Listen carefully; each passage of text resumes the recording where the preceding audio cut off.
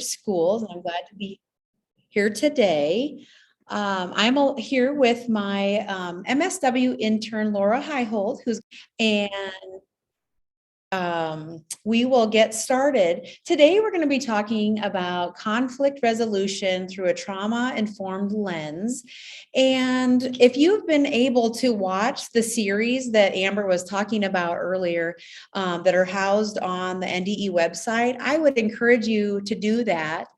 Something we're doing at our school is we have a Google Doc available to our students, or excuse me, not to our students, to our staff.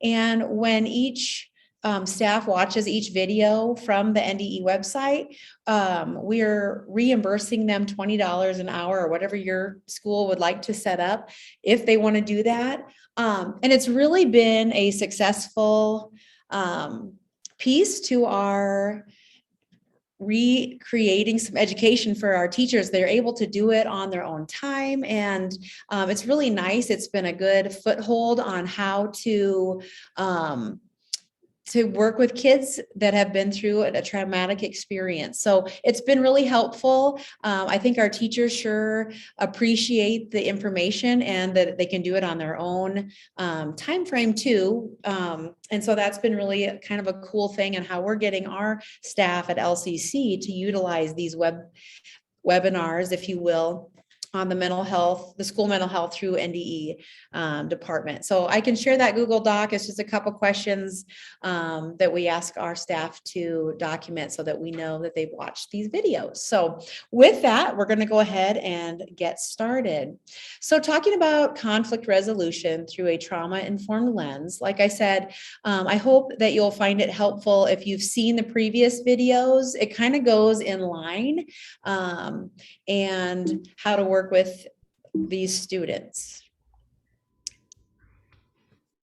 So as you see on the completion of today, we're hoping that through this webinar, you will be better able to understand the brain development and student behavior under stress, be able to practice co-regulation and self-regulation, identify classroom strategies to support students experiencing distress, and hopefully in all to create a culture to resolve conflict.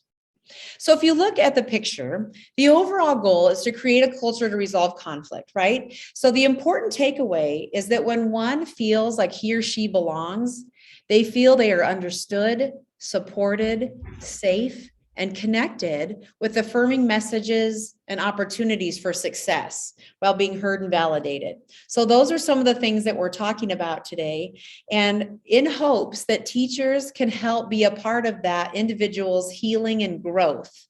Not that they are counselors or mental health practitioners, but we know that if we hold an environment that is safe and we can do these things, we can cultivate a better environment for these students and have better understanding and empathy for all. So moving on, we're going to start with trauma in the brain. So I have a short video just to review brain development. I don't think that you can talk about trauma without kind of going in a little bit deeper and see how the brain reacts to stress. So we're going to take a minute and hopefully this will work out.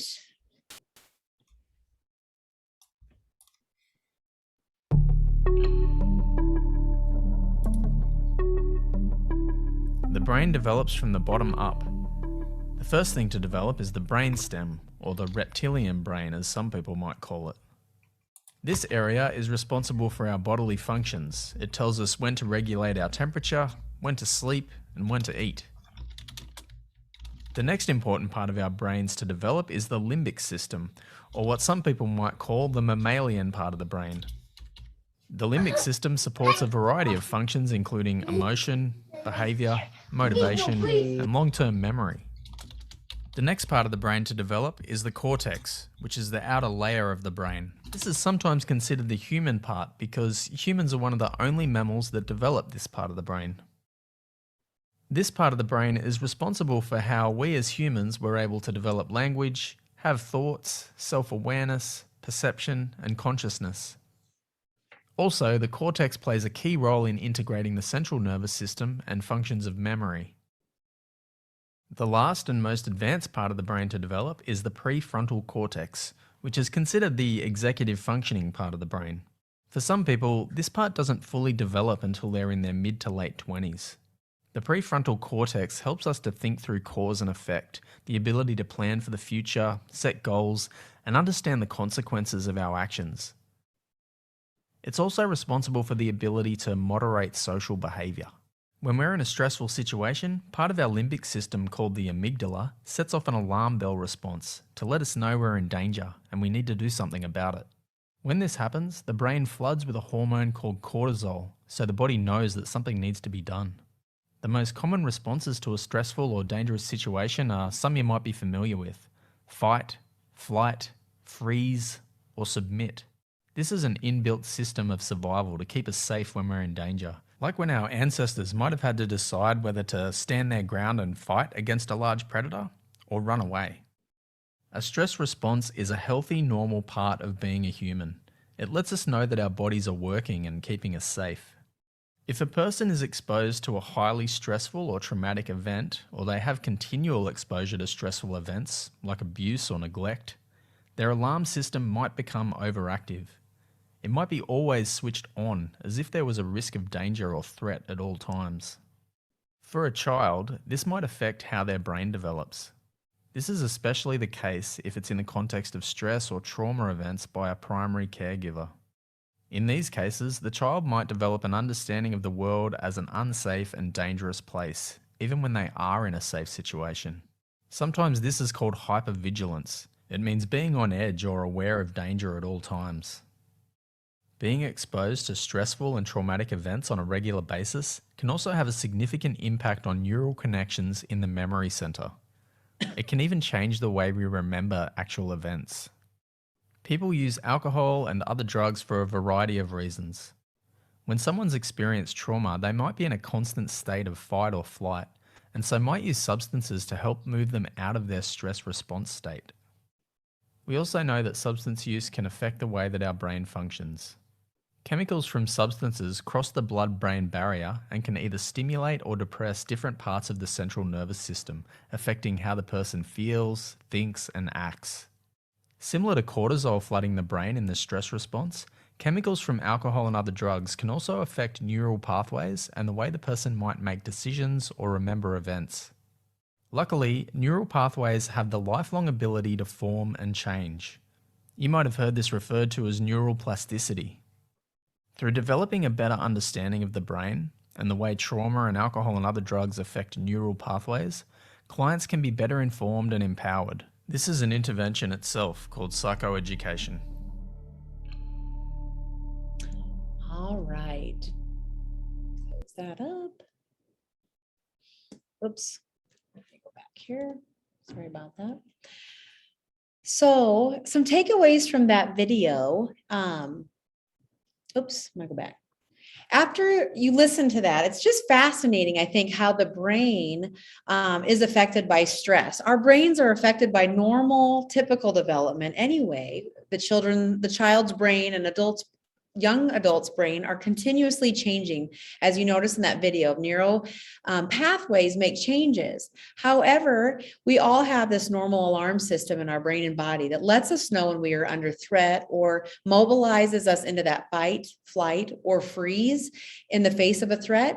However, if a youth experiences continuous threats of trauma, the brain and body is put into that chronic state of fear, which is activating the survival brain. And we're going to talk a little bit more about that today as I go on. That survival brain, you might notice that in body cues of our students or other people that are in that as anxiety. It might be where they're calming or they're kind of going into that fetal position, or maybe you see that hypervigilant where they're searching and scanning their environment with their eyes and they look really anxious. That is what that hypervigilance looks like. And so we look at the brain development, and I think it's been fascinating. I'm sure at this point, many have heard of the trauma and brain development. Can you guys see the pyramids? Is that where you're at? The slide's not wanting to switch here. Let me think here. Sorry about that. Let's see. There we go. I'm sorry about that. The trauma in the brain, we talked about ACEs. I'm sure you've heard about the ACEs at this point. And really, it talks about the brain development and what we know and how that changes. And what research has shown is that stress and trauma interrupts that brain development, and that cortisol is that stress hormone that is released into the body. And so that's where you see that hyperarousal, that physiological response to activate the fight, flight, or freeze, which we call survival brain.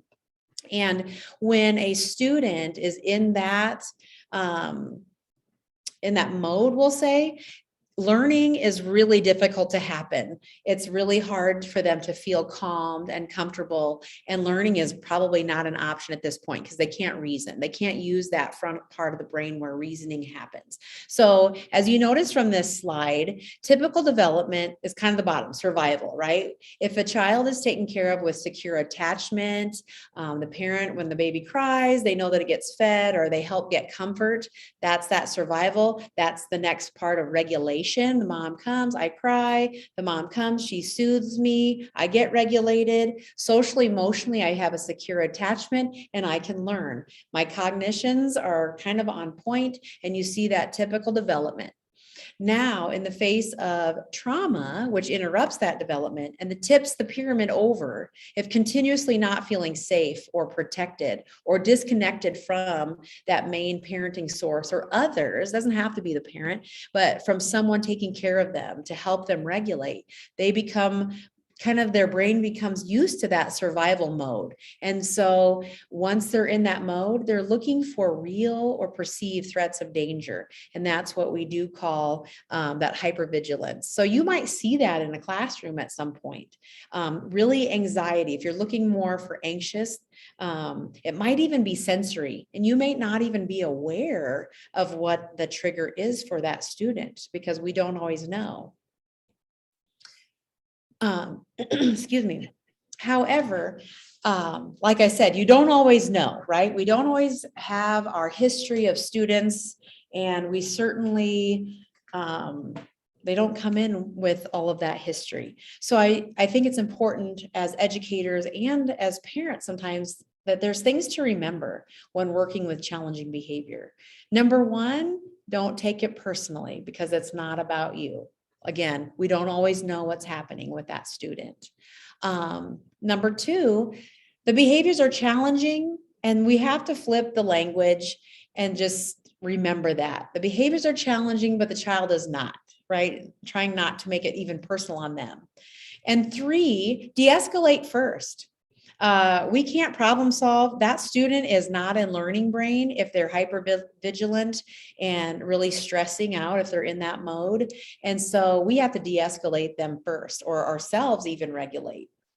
And four, sometimes we might not see it, but there's always a reason for a certain behavior. It may be something super small. They may not have the words to share at that point either, depending on age and just in their state of mind too.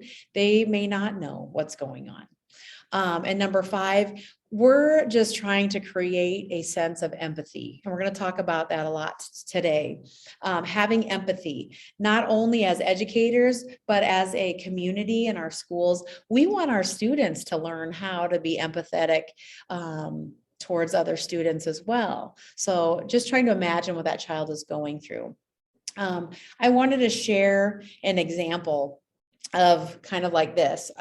Years ago, I was doing therapy in Lincoln, and I had a student come in, and we'd worked for probably a year together. And I knew that there was some trauma with him, some pretty severe stuff. And we'd worked through a lot, and he'd gotten to the point where he was having less behaviors at school and at home, and he was really opening up. And so we saw a lot of improvement just over that year. And it took a lot of time, right? Because the students or kids or anyone for that matter has a really hard time trusting someone when they've been in a number of serious events of threats, as this child has.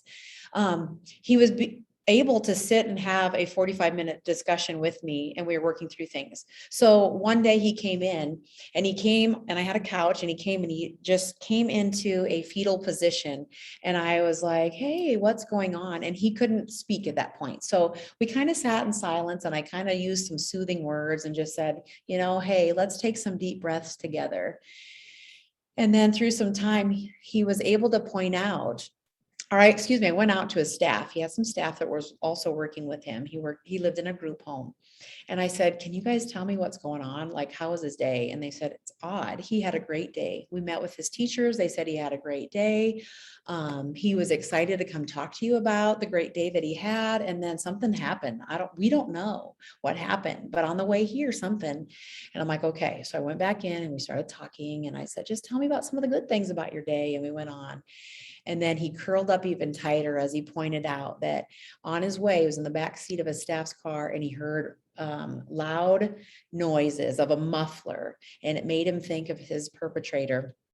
And he looked out the window, and it just happened to be the same color of vehicle and the same make and model of his perpetrator, who had sexually abused him for years. And the sound of the truck, the color of the truck, and everything just triggered him right back into that mode of freeze, and he curled up into that fetal position. So we worked through that, and we were able to de-escalate, and he actually was okay, and we walked through, and he was able to be okay. So it's something we had to work through, but it took most of that time. And that's a kid that I already knew the history of. So I was fortunate enough to be able to do that. But the green truck, the sound, that's really what it was that triggered him. I would have not known that, but he was able to use his words. And if that had happened any sooner in our therapy, I don't know, he would have had a really hard time even getting to that point as quickly as he did that day. So just, wanting to share that, because I feel like you might have some of those kiddos in your back mind thinking, oh, so we don't always know. But next thing, we all have a window of tolerance, right? So as you look at this slide, it's pretty typical, right? We all have a window of tolerance. It doesn't matter if you have a traumatized past or not. We all have one. So we all know that there are folks that have all the patience in the world. That's their demeanor. And it can take a whole bunch for them to lose their stuff or get into that hyper aroused moment, that point of overwhelming and stress. While others may have very little. And so as most of us have been under some sort of stress at times, we can all relate to this at some point. When I'm having a good day, my window of tolerance is actually probably a lot bigger. When I'm having a rough day, just like anyone else, and it's been one thing after another, my window of tolerance gets a little bit more narrow, where my fuse is shorter. Some kids like to use the fuses or the thermometers, or as you can see on this slide, that picture of the volcano, which that point where it's just going to blow, right? So imagine if you were in survival brain as described in the video, and you were in survival brain most of the time, your window of tolerance would likely be pretty short and fast reacting to that state of hyper arousal. So this is when we have to teach our students calming strategies and regulation skills to get through that. So again, with the story that I had shared earlier, he never got to the point that he blew up. And those were his normal behaviors. He would blow up and throw things and try to hurt himself. That day, he became more inward. So he never had an escalation trigger or blow up. So these can look different, for kids, just depending. We got him back to feeling okay before he left, and thank goodness. But it was kind of that hypoarousal, I guess, that day at the bottom. So, we want to be somewhere in the middle. That regulation piece is helpful. So looking at conflict resolution, that's our main topic for the day. It cannot be done unless we are calm and that learning brain is back on. So that is something that we have to remember when working with these kids or with our own kids at home and even ourselves. Let's be honest, we know ourselves. Hopefully, you know yourself that when you are not calm, it's really hard to think clearly, right? That's called road rage. Sometimes we can think of it that way too, where we're frustrated and we're not thinking and we might react in a way like, whoa, take a deep breath and I need to calm down. So how do we do it? First, we have to remember we got to regulate self first. Prior to helping someone else regulate, you are the force behind the co-regulation. So if you're working with a student that's regulated, you got to quick check yourself. Am I the one that should be dealing with this kiddo because I might be in a stressful situation? Am I being triggered from something of my own past or history? And if it is, I might have to tag out for a minute, or I might need to go find help much quicker. So you got to know yourself too, right? So how do we do that? Well, I'm going to share a screen next, but I think it's important to know we have to find the learning brain, right? And then utilize some language that can be helpful for your students. I'm starting to notice that you're getting upset. Your body cues are telling me that you're not okay or you're not feeling safe. What do you need from me? How can I help you? And right then you're building a relationship that's safe, right? And you're saying, what can we do? What can I do to help you? So you're trying to convey that safe message, and conversations matter.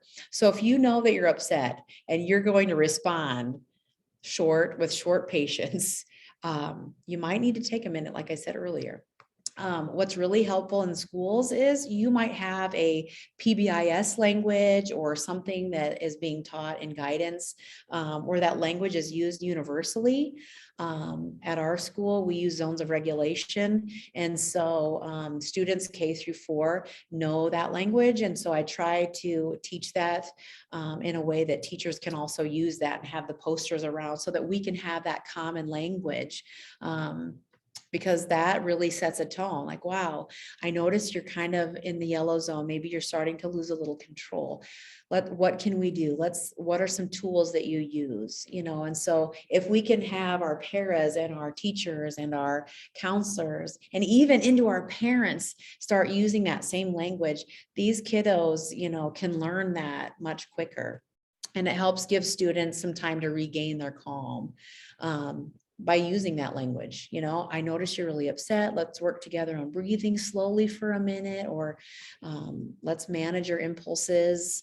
And then maybe you're directing that student to be aware of their own thoughts. Hey, what's going on in your brain and body? What do you notice right now? Tell me how you feel or what you're thinking. And if you're ready to focus on moving forward with getting calm, we can do that. So you want to catch them in a certain matter. You got a short window once in a while. So you want to have students start to notice their own brain and body. And that comes sometimes at the end, and I'll talk about it shortly in a little bit.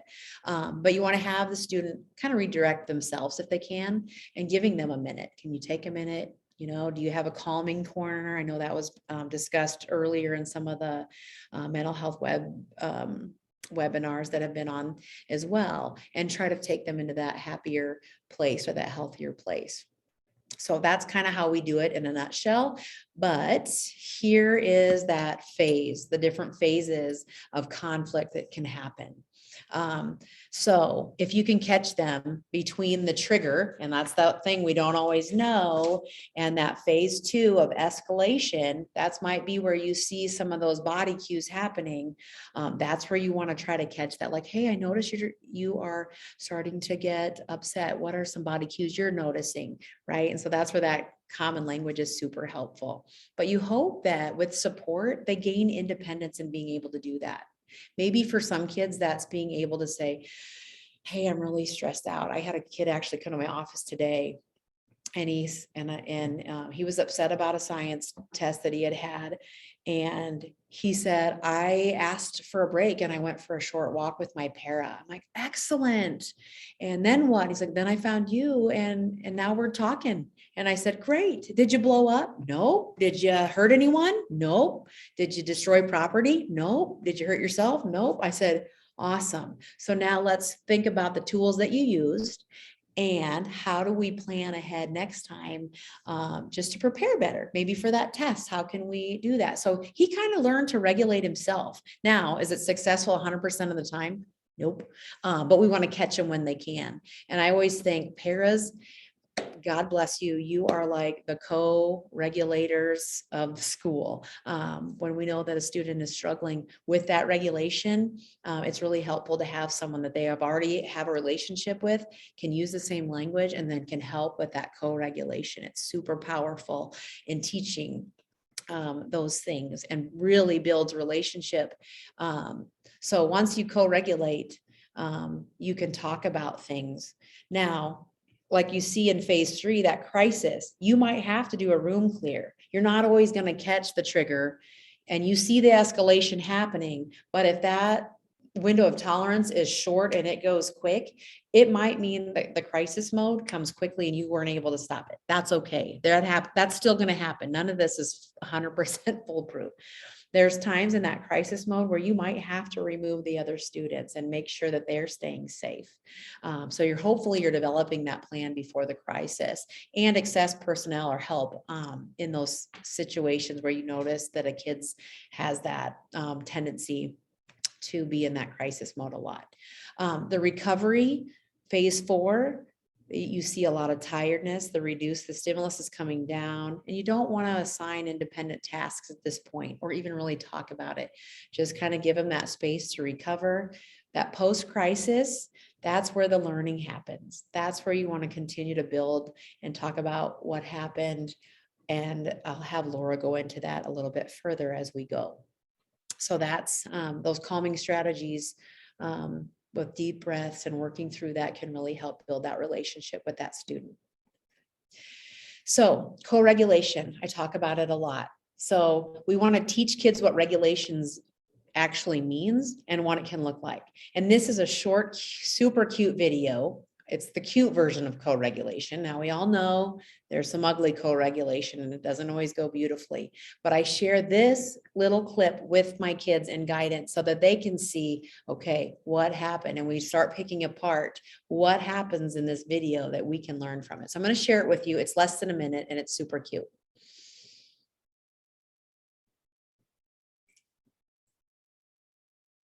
You see it? Take another deep breath. Take a deep breath. Are you okay? Yeah. Okay, look at mommy. Look at mama. Okay. My head. I know you smashed your fingers in the door, didn't you? Yeah. Okay, take a deep breath. Okay, are you okay? Yeah. Okay, look at mommy. Say, I'm okay. I'm okay. Say, I'm strong. I'm strong. Say, I'm beautiful. I'm faithful. Say, I'm loved. I love. Say, I'm worthy. I'm very. You're beautiful. Thank you, Mom. You're welcome, baby. I love you. I love you, Mom. Kids absolutely adore this video because she's cute and they can relate, right? But the thing that we talk about, that conversation that we share about that is, what did you notice that mom did with her? Well, she helped the little girl take deep breaths to calm. Yes. What did the little girl want to focus on? The pain and what happened. Now, did you hear mom say, stop, be quiet. We're not going to think about that. Nope. She said, I know. She validated her by saying, I know you smashed your fingers in the door. And then she asked her to focus. Look at me. Let's take a deep breath, take another one. And then she used positive words to change that thought process, right? And it was done beautifully. You can see it. If you ever get a chance, Google this. That's what I Googled. And you watch her face, her affect changes with that positive because she's already kind of forgotten about it. And thank you, mom, because she is able to notice that change in her body and her brain. So I love that video. It's just adorable. Anyway, that's the cute version of co-regulation. And what happens there is holding space for big emotions. Now, emotions big emotions are not always angry, right? It can be fear. So fearful. I mean, that's a lot of times the root of trauma is that fear of that perceived threat, but it can also be pain. It can also be so much sadness. And so, whether it's trauma or depression or anxiety, any type of thing, even your own kid being disappointed, these holding space for big emotions, this is where relationship builds. This is where de-escalation can help. So in order to teach our kids to process emotions, we have to allow the emotion and hold space for it. So instead of saying, oh, you're fine, don't worry about it, acknowledge it. It helps to validate that, instead of that old way that I probably grew up with. No offense to my mom, but oh, good thing you're tough, you're fine, hop up, let's go, you're okay. That's kind of how I was taught. But it's okay for kids to be in a little bit of discomfort for a little bit. Just acknowledge it. And then when you're ready to kind of regulate and move on. So we know that when we're holding space with emotions, as you noticed, even in that video with the mom and the little girl, first, like I said earlier, you must regulate yourself prior to helping someone else regulate. So deep breaths. You know what? Sometimes I think the best thing you can do for a child is say, you know what? I need a minute. I am afraid that I'm not in a good place to help you. So if you can just give me a minute, I would really appreciate it. That might flip the switch anyway, just them thinking, whoa, I'm not alone. I'm not the only one that struggles with this. That can be really kind of a neat relationship thing too. And you want to catch them and yourself before being triggered into a point of saying things you don't mean and whatnot. So I love this slide, and I won't read it because I know that you're able to do that, but keeping them safe is huge. Active listening, maintain your own regulation, accept their feelings, and just give them time. I do use zones of regulations, and like I had shared earlier, I like to use that universally so that language can be built upon. So my K-4 students know what de-escalation means, and I teach it like this. It's changing from one zone to another. So if you are in the yellow zone, let's see how we can change ourselves down to the green zone so we're calm and we're focused and we are ready to learn. So that's de-escalation. I can also say sometimes we need to escalate, right? If we're in the blue zone and we're tired and we don't want to get up and we don't want to go to school, how do we regulate so that we get into the green zone so we're ready to go for the day? And kids love to talk about what they do to regulate. Oh, as soon as I brush my teeth, I feel like I come alive again and I'm not yawning anymore and I stretch and I take my deep breaths. So regulation it's not always negative, right? Sometimes just means I need to get ready to go. Even I know teachers like to do some of those transition times. They might shut the lights off, or there's some fun little clapping things or some little saying things. I use that as an example of my K-4 guidance of regulating. We're needing to get down to a focus matter. I need to do something quick. And they usually are like, that actually works. I'm like, well, there you go. That's kind of a regulation tool too. So they appreciate that, and they can understand that helps everybody get focused into that green zone where we're ready to learn. And you want to have those calm conversations when you're in the green zone. That's where learning can happen, and you can promote self-regulation just by talking about that process, right? So we're talking about, I notice you're getting upset, some of those things that I've talked about. Like I said, I appreciate the zones of regulation with our students. I don't know if you're using it, and you don't necessarily have to. It's just, we started it last year with my first year there, and it's just been kind of an overall theme. The first year was last year, and now I sprinkle it in throughout our guidance. And it's a great understanding of body cues, emotion identification, and regulation skills that can help all students identify how they feel and what they need to do to regulate what actually works. So an example of this is the skills can be processed, increase self-awareness in that. And I'll share an example here in a little bit. But again, like if you and your school have the PBIS and the expectation for desired behavior is known in each area, this is another way to help kind of all filter in together.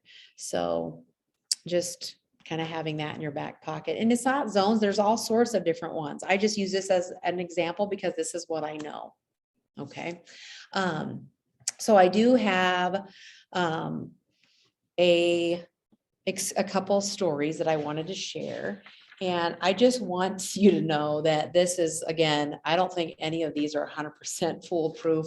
I was just telling Laura, kind of my guidance today was kind of one of those that's not one I want to share because it wasn't as positive as one of these ones that I am going to share with. So give yourself some grace. There's going to be some times when it works beautifully and other times when it doesn't.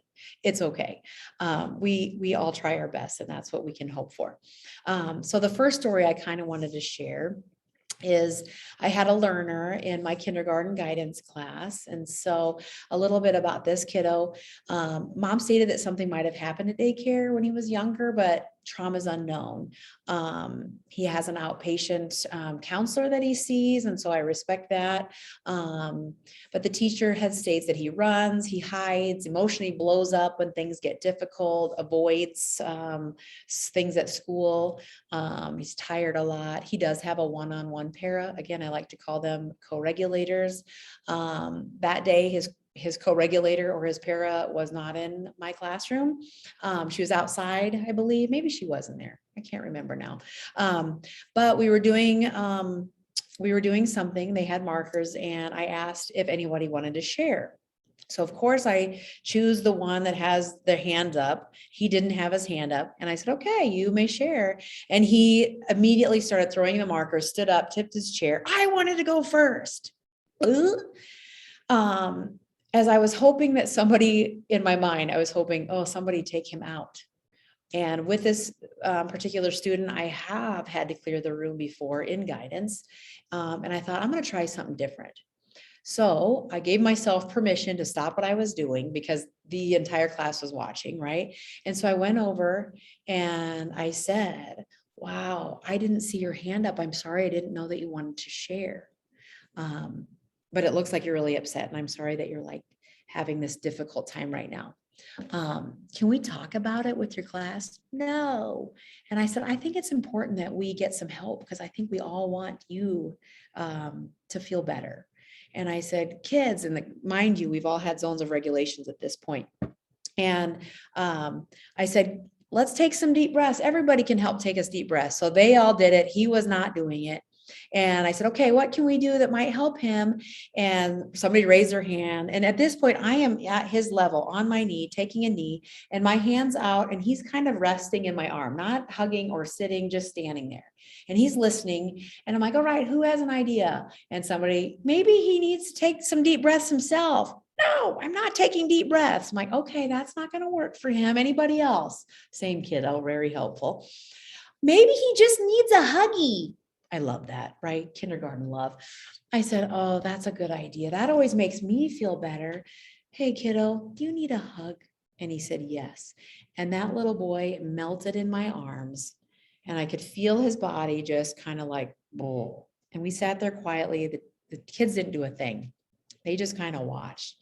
And I'm like, are you feeling better? And I'm quiet at this point, right? And it's just kind of him and I there, and they're all watching. And I said, okay, are you feeling better? Yeah. Are you ready to share with the class? Yes. I said, okay, but what do you need to do first? What do you think? He's like, I need to pick up my markers in that chair. I said, okay, let's do that. So he did. He picked up his markers, put them on his table, put his chairs up. And I said, okay, before we share, what do you think you need to do? I want to share first. I'm like, you guys ready to listen to what he wanted to share? Yeah. So he came in the middle and he shared. It makes him happy when he gets to spend time with his family at his grandma's house. Like, oh, and it was like, that makes me feel happy too. And I said, okay, one more thing. How do we repair the harm, kiddo? And he's like, I need to say sorry. Yeah. And I said, is everybody ready to hear his apology? Yeah.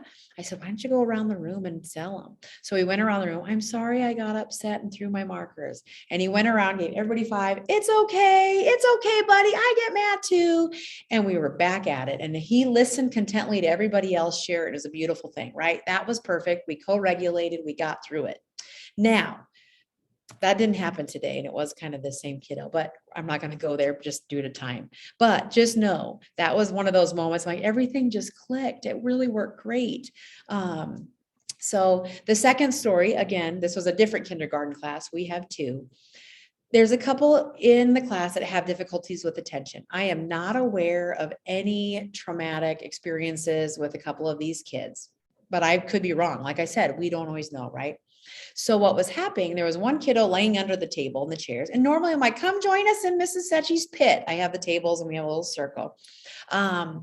And we said, well, let's talk about regulation. We did our deep breaths and there's a couple that didn't do it. And I said, I'm going to share a story with you. And they're all sitting there, but there was two kids kind of jacking around. I like to say they were kind of messing with the table and they weren't listening and they were kind of just laying around. Everybody else had the focus. I was sharing my story and I said, I want you to pick out 3 things that Mrs. Secchi really likes.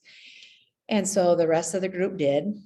And I'm like, yes, you guys were really focused and listen. You must have been in the green zone during my story. Yep, I was, Mrs. Secchi, and I know that you like this, this, and this. Awesome. Is there anyone, guys, in the classroom that you think is maybe not regulated right now, that's not focused and ready to learn? Maybe they're in the yellow zone. And they all point to the kid that's like under the table, right? I'm like, hey, so-and-so, I don't want to use names. Do you know what were the 3 things I liked in my story? He's like, no. And I said, okay, come here quick. Let's regulate. We're going to regulate just you and me. Everybody, I want you to see if we can help him. So we take some deep breaths and I say, okay, now I want to co-regulate. Let's mirror. So you watch me. Let's get both sides of the brain working together, right? And so we're mirroring and he's taking deep breaths. I'm like, okay, I'm going to give you an opportunity. Mrs. Secchi is going to tell a story. I want to see if you can focus and you can find the 3 things that Mrs. Secchi likes. I changed the whole story, right, for this kiddo.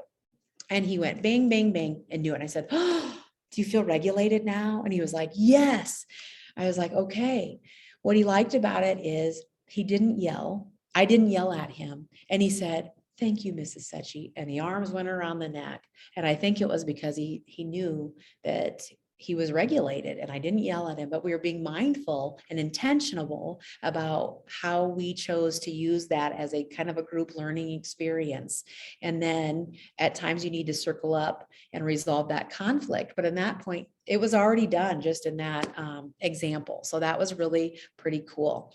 And it really cultivated empathy towards the other kids. Now I have so many helpers like, hey, are you feeling upset? They've got the language down. So it's super cool. And they're able to recognize their own emotions and what zone they're in. And sometimes they're like, I am in the yellow zone, Mrs. Secchi. I need to take a deep breath. We need to do that. And we'll just do it as a class because we can take a minute and do that. And it's really beneficial. So just a couple examples that I want to share with you on co-regulating and how you can make it part of the whole class, which Laura will go into as well. What happens when a child feels connected? Well, that self-preservation center in the brain relaxes and helps the body to calm. The social and emotional hub of the mind generates these feelings of confidence, safety, and assurance that life is okay. So we're hoping to build this connection with students. And when we're doing that, we're building an environment with a culture based on respect, responsibility, and one that we did with that empathy, right? And so that's the culture we're talking about. So I'm going to switch it over to Laura. She has some really great experiences using this book, Hacking School Discipline.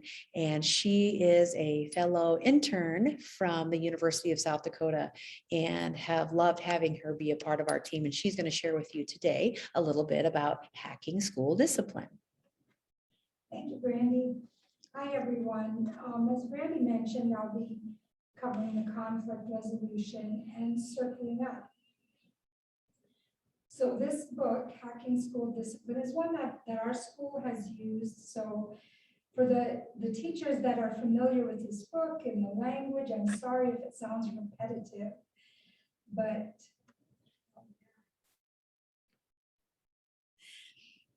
thank you, Brandy. Hello, everyone. As Brandy mentioned, I'll be covering the conflict resolution and circling up as Maynard and Weisenstein lay out. When we address this, when we address conflict resolution through a trauma-informed lens, we keep the child's perspective in mind and think about how our actions are perceived by them. We don't want the process of the resolution to create trauma or to re-traumatize, especially since we don't always have that background, as Brandy has mentioned, what the child has been exposed to in regards to trauma. So in creating a culture to resolve conflict, we want empathy and responsibility at the heart of it, as Brandy had talked. And we at this school have utilized the book Hacking School Discipline. So my apologies if a lot of this language is familiar to you and it sounds kind of repetitive, but for the purpose of this presentation, we are going to be using some of the information from this book. Okay, next slide. Sometimes this is how my circle looks, a little conflicting, but how do we take that conflict and turn it into a resolution? The main thing is, as many of you as educators know, is communication. And one thing that this book talks about, there's these 5 points: to initiate, emphasize, analyze, and execute. So it's important then to emphasize and give words to the conflict. Use questions such as, what happened? Who has been affected by what you have done? And how do you think they felt when blank happened? And in what ways do you think blank affected them? This, you're helping them give words to the conflict. So then we execute and reflect. This is the mediation process. And many of you are familiar with how mediations work. So I won't go into detail with that. Next slide. So conflict resolution starts with respect. Recall the 5 things that Brandy talked about. And one of the first ones is, don't take it personally. Step back from the emotions and just respect the process and how it will all play out. Sometimes it just kind of, you know how it ebbs and flows and just naturally goes. So building a good relationship will start with respect for all those that are involved in the conflict. So when this has been established, then you have the solid ground to build the relationship on. So the classroom becomes a safe place when respect is present. Next slide. Relationships take work. That's why we have relationship responsibility, because we all have a responsibility to invest in our relationships. In this book that Brandy introduced, Hacking School Discipline, the author lays out these 7 steps that are on the slide. So, you identify the conflict and the guilty party in a loving and respectful manner. You invite the stakeholders to participate and include everyone who had an important role in the conflict. Then you're going to communicate the goals and values. What's the mediation's purpose? Have that in mind and write it on a small whiteboard or something and set it out so everyone can see what the expectations are. And keep them just short and simple. Then you're going to create a safe and supportive environment, and not just verbally. You can use lights or whatever, like some teachers will just turn the lights off just to get the kids quiet. And it gives them that quick second to focus. So this helps to create the environment, to put the focus back on the task at hand. Then you want to recap and share perspectives.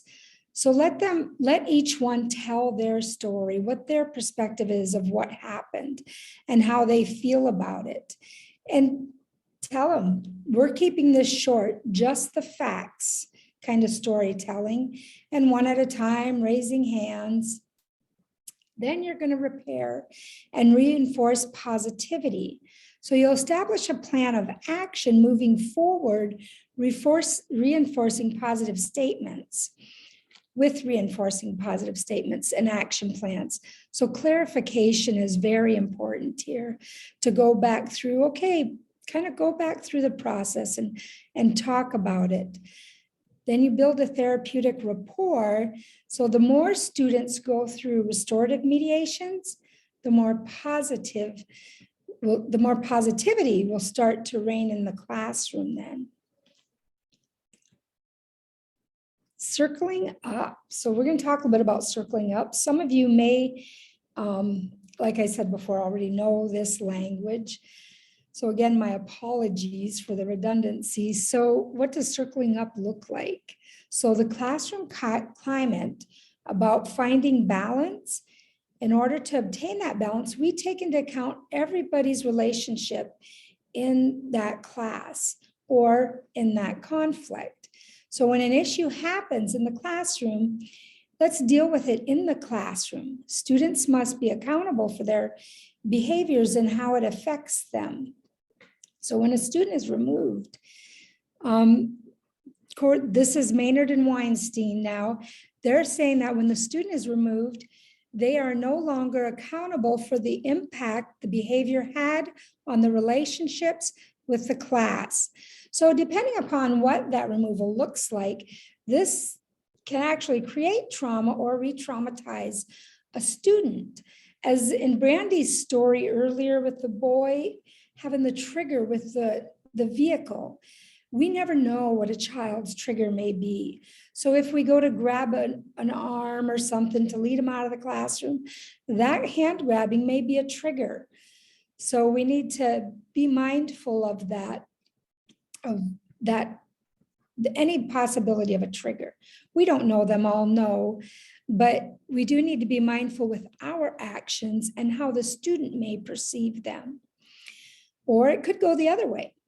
And the student may learn, hey, this negative behavior gets them out of the classroom and out of the responsibility of being held accountable to their relationship. So circling up, we're going to lay down the circle rules and let everyone have a voice, sticking to the facts only and keeping it short. This isn't always easy because we know we have students that can go on for a very long time. So after we have that, the sharing, then we're going to be talking about responsibility and how can repair the harm occur. So give cues if needed, don't let it drag out. Like I said, when this is done, when the student has shared, the conflict, then we're going to reflect on the process. And then in the circle with the students, you will know the conflict. You'll reflect on the conflict. Okay, what was the conflict? And then you're going to reflect on what did the student who caused the conflict decide the consequence should be. Then you'll talk about, well, what did we decide? What did the student decide he or she needs to do to repair that harm? And then you can reintegrate back into the classroom when it feels natural, when you feel like you've hit a natural point there. So encourage teachers and staff to participate in what it would be like with each other. Then we have our pushbacks. So overcoming pushbacks. There's always, like Brandy said, no one situation works perfectly. So when we have pushbacks, there's always another way you can reframe them. So to say it's not my job is, it's everybody's job. So no matter what your role is in school, student success is our job. It's all of our jobs.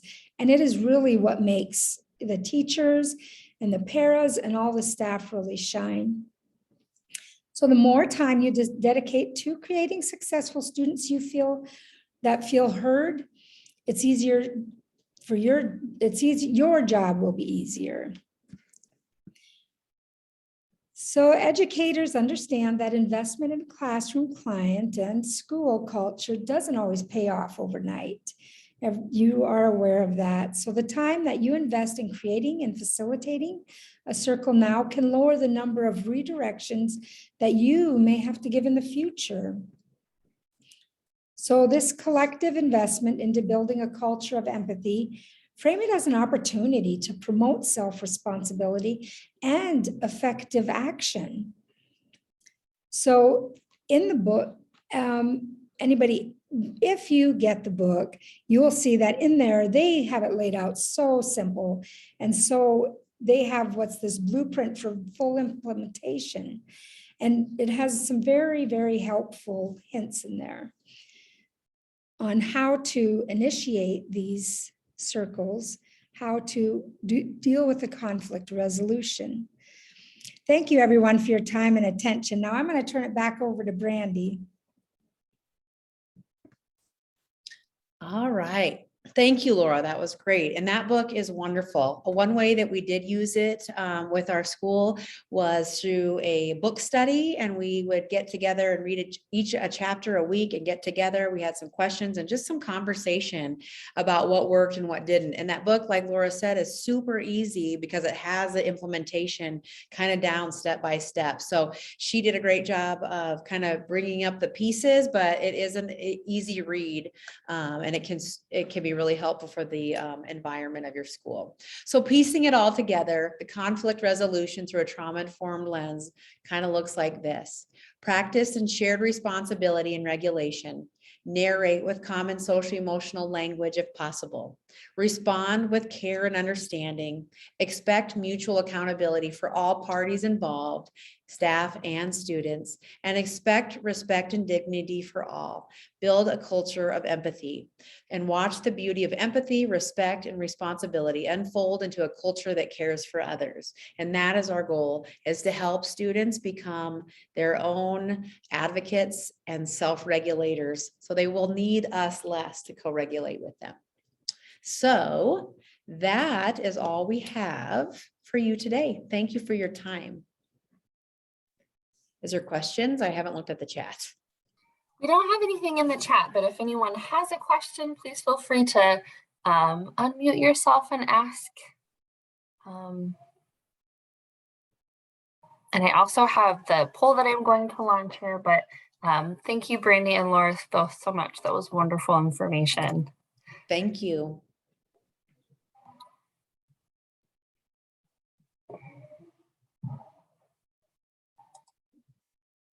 And just a reminder, this will be posted on our web page, hopefully within the week, along with the PowerPoint, so you all have access to that as well.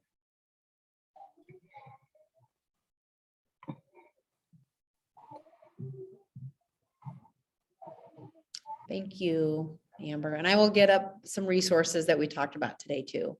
Perfect.